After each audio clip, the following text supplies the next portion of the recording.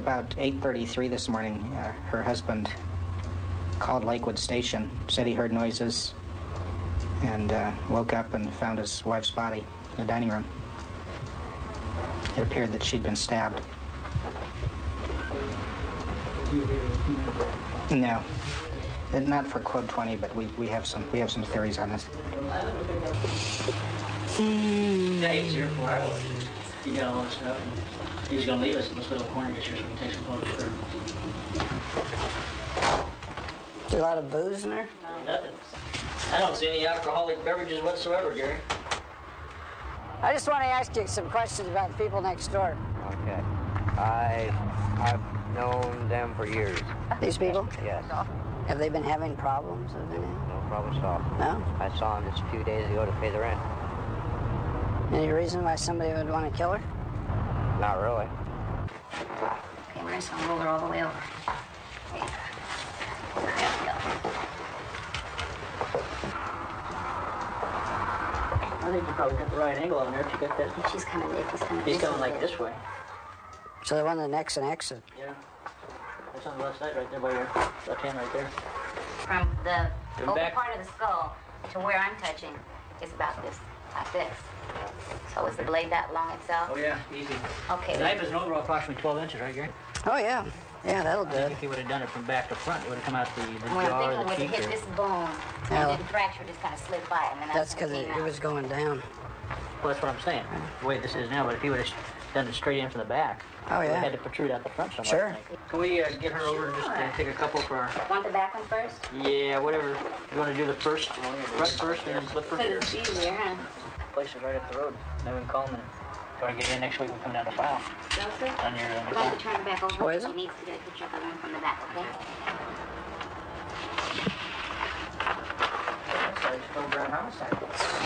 Ready? Yeah, put the steering. So I'm going to back her up in and you're going to turn, okay? They've got an obvious homicide victim in a house, her house. Nothing is apparently disturbed. It's not ransacked. Husband is home. He meets the deputies at the door after he calls the station on a 911 call. And we've done the scene. We've made our observations. We recovered a knife that appears to be the murder weapon. We're going to go to the station now and talk to the husband and stepson, who apparently was at work and was told what happened, came to the station. I think they got the guy sitting in the two interview rooms here. We had the other... We've been lucky in those rooms. I'll go up front and get the tape. Listen to it. My glasses on give him the fatherly look. You want to tell us what happened, George? I can tell you what I know. Okay. Usually, I sleep late and she gets up early. You know, so some woke me up, whatever, I don't know. So then I laid down for a minute, you know, kind of looked at the clock. I don't even remember what time it was, but she's already up, I can tell, so I'll just get up, you know. And in the morning, I'm slow getting dressed, so it probably took me 5 minutes to get dressed.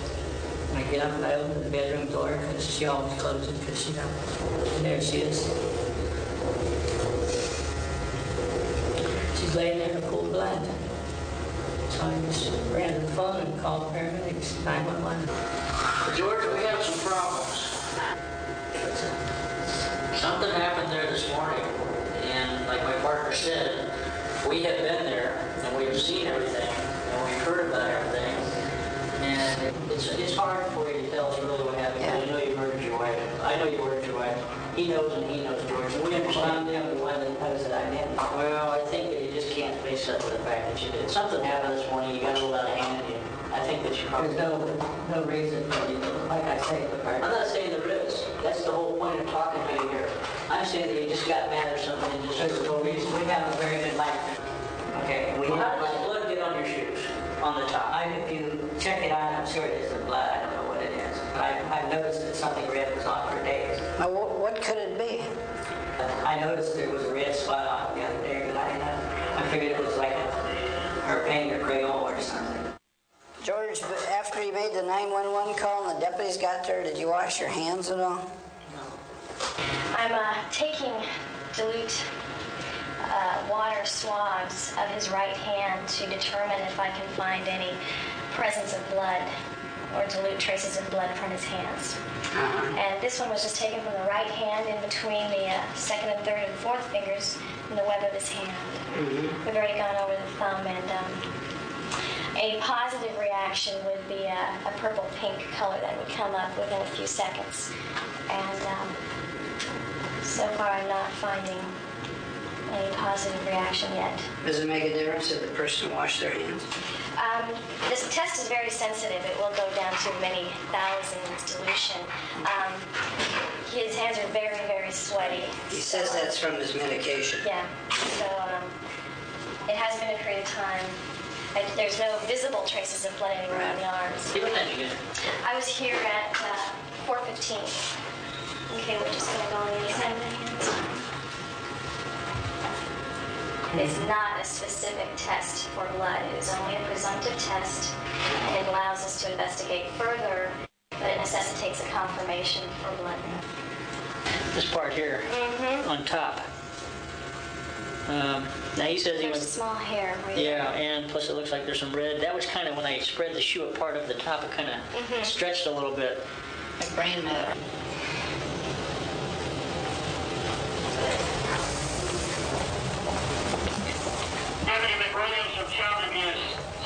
This way.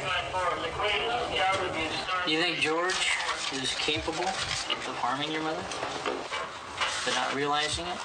Getting mad at her or angry or... I mean, when I was five years old, my mom met him, and I'm 18 now, so that's 13 years that I've known George, and I had never, ever seen him get mad. I mean, he'll raise his voice once in a great while, but he's a very mellow, unemotional person. Can you tell me if it was someone else who stabbed her, or if it was George? We don't know. You don't know if it was George or not? Right. Where is my mom right now? The other county coroner's office. We'll give you all the information on that. And what you need to do in the case, and we'll explain things to you at the end of this thing, okay? We'll bring I'm you sorry. up to date. That's all right, that's all right. There's no problem. Anyway, we just left the coroner's office, and we were really surprised because she wasn't stabbed in the back of the head. She was shot. Because they x-rayed her head, and they found all kinds of fragments inside her head. So contact wound, and what we need is the shoe in here has some kind of matter on it, and we need somebody to look at that right away and tell us if it's human tissue. Okay, let's go on in. Okay, fine. Len's ready for it. We think that whatever that is, it looks like tissue or brain matter to us on the tennis shoe, is from our victim. And we're here because you solved all of our murders for us. When we talked to the owner of the shoes at Lakewood Station during the interview, he told us that at one time he approached his wife from around her legs. She was laying down on the floor, kind of face down, and he walked up behind her between her legs and touched her back. The pool of blood was up next to her head. The part we're concerned with is right in here.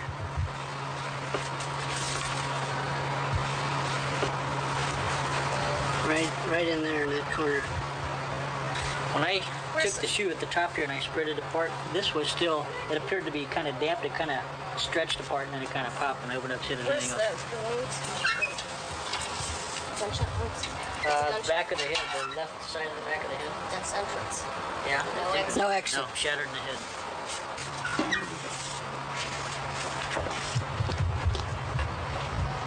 What power is that microscope? This is basically a low-level magnification. It has a zoom lens on it, so we can vary the power. Oh.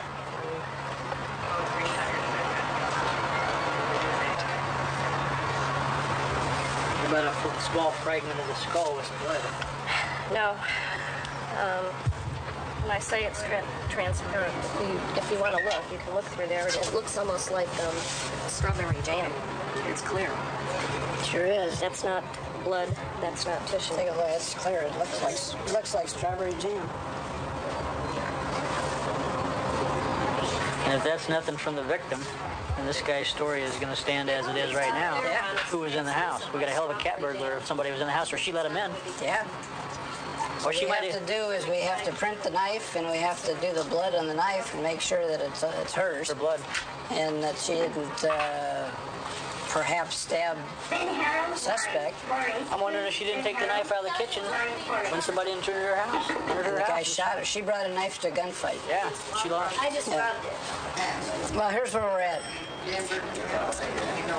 We have no fingerprints on the knife, and no motive for the husband. What do you think at this point? You think we're dealing with an issue? I do. I think a burglar or a rapist or some opportunist. They either went to bed, left the door unlocked, or she got up early in the morning and left it open or opened it for somebody and let them in. The father, or George, made a statement to Gary or told him that when he went in, they called 911. The phone was dead. Somebody unplugged the phone from the wall. He says that phone is always plugged in. He's got a recorder on it because he owns property and his tenants will call in, leave messages or whatever. He said he had to plug that back in again. So we could be dealing with somebody that did a door knock that might have been dressed in a telephone company uniform, gas company, got in, went over, did what he had to do and plugged the phone. She confronted the dining room. Things turned to caca. Anyways, it's going from a walkthrough to a real whodunit.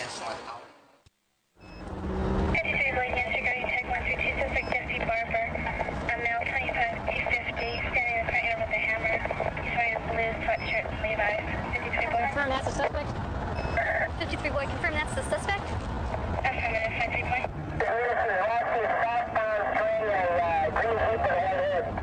Green Jeep with the white hood. Look around for a green Jeep with the white top.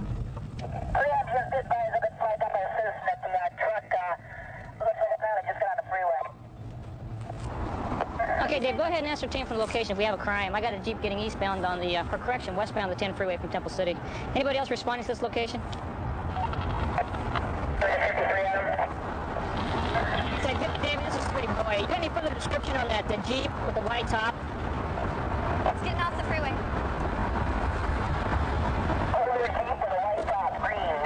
That's gotta be it. Okay, we're following behind one now. It has no rear plate. It's green. Can't see the front of it. Of a male. Appears to have some kind of cowboy hat with some type of gear in the back of it. 10-4, I'm repeat. 10-4. He's now switched to the number 2 lane. We're still stuck in traffic back here. It appears that I have an additional male inside the vehicle. There's three in the vehicle. There's a little kid in the center. Pull down your window. Hey, all right, when we get south past Garvey, I'm going to try to make the stop. Right now, I can't do anything. It's all stop and go. You copy here, Squeaky?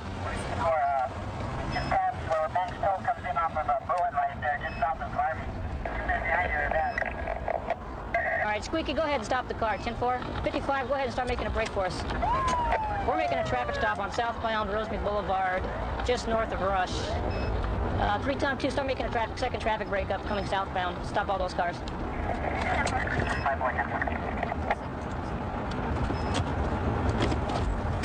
Run the radio. You got it. You speak English? Take your hands up. Put them straight up in the air. Put your hands straight up in the air, all right? This is no joke, my friend.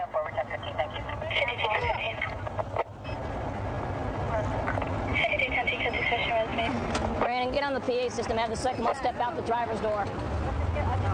After you get him secured, all right? Center passenger, come out the driver's door. Put your hands out the window first. Put your hands out the window first. Put your hands out the window. Put your hands out where I can see them. Turn around. No, passenger, stick him behind Stay there. in the car. Back up. Put your hands way up in the air. Arriba. Alto, alto. Stop right there.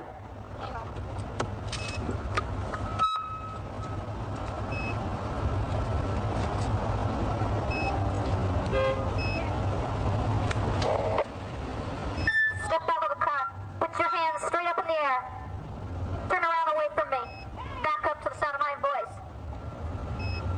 Back up. Alto, stop him. Stop right there.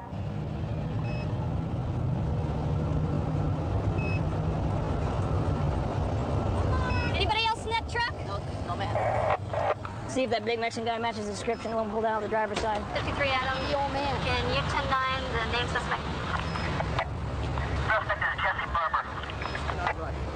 Short brown hair, brown eyes, a lot of freckles, and huge. I don't think it's the one we have.